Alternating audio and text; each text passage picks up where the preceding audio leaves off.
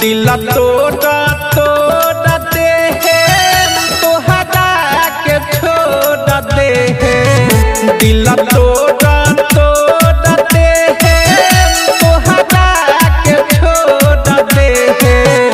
अब नहीं तोड़ पमाया लागी रे मनवा ना तोह पकबो भागी रे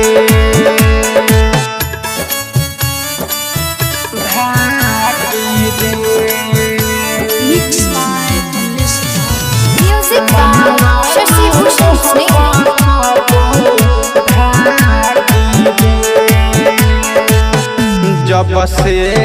प्यार कईनी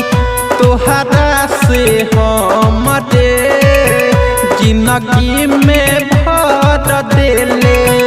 खाली तू गम दे एही से अब नहीं आवेली पसंद रे बाकी देखई लेते अपन दम दे दिल तोड़ा तोड़ा दे तोहरा के छोड़ दे दिल तोड़ा तोड़ा दे तोहरा के छोड़ दे अब नहीं तोड़ पमाया लागी रे मनवा ना तोह पकबो भागी रे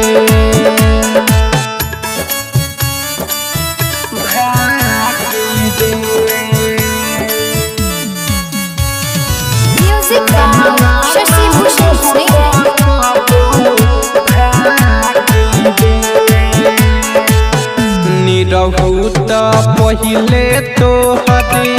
रहे दीवाना रे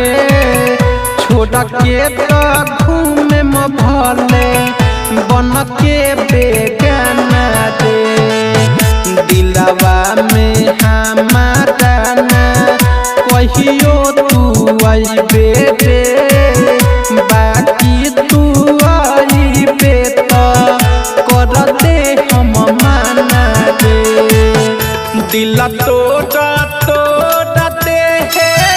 तोहरा के छोड़ दे